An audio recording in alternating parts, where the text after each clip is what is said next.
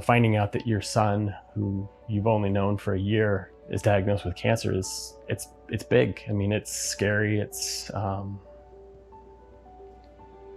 debilitating, I'd say. Like, I can't imagine life without him. So our son Nolan had this huge tumor, and he went through a life-saving nephrectomy to remove his kidney and the tumor. Shortly after we started chemo, we ended up on life support in the ICU.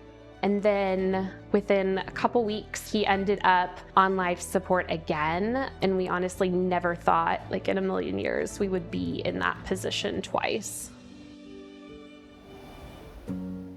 What happened next was Nolan had destabilized in the elevator.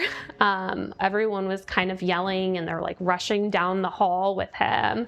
And you see like just his little body in there, and they're trying to bag him and bring his pulse up and all this stuff. And I don't know what came over me. I just like stood up and I walked straight into the bathroom and I shut the door. And I started praying like I had never prayed before. But I think what was so crazy is when I came back out of the room, they had gotten him completely stable.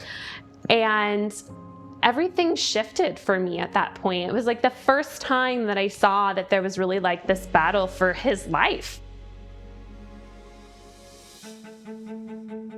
It was around this time, within a day or so of all this, that I met Javi for the first time. One of the biggest things I love about this job is interacting with people that are supposed to break and they don't. And in fact, they come out stronger on the other side of some of the most difficult things. Sometimes you encounter a family that you can tell on their faces that something's up, something's going wrong. And so I said, hey, I'm one of the chaplains. Is it okay if I pray with you also? Bree's stance was like, hey, yeah, my child is going through it, but there are other kids going through really hard stuff too. This parent-led support group was born out of that. Javi started to work behind the scenes. He started to figure out, how do we actually have a group that parents could come and just talk? There's only 3 full-time chaplains here at any given time, and we have room for about 400 children. The needs are constant. The needs are always changing. We wanted to create a group where parents can be there for each other. Simply a space for reflection, a space to talk, a space to vent, a space to really say, I'm really going through this or that.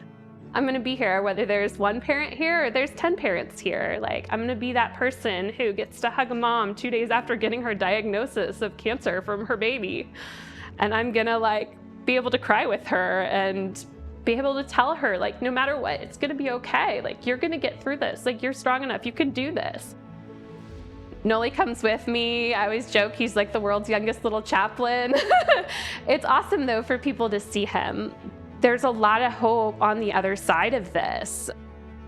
we met some of the best people while we were there. And so it was a very welcomed relief to know that we were surrounded by people that cared about our child as much as we did. So many times, families, when they're getting ready to be discharged, they say, I'm gonna miss this place. And you kind of wonder, like, why would you miss the PICU, or why would you miss this hospital?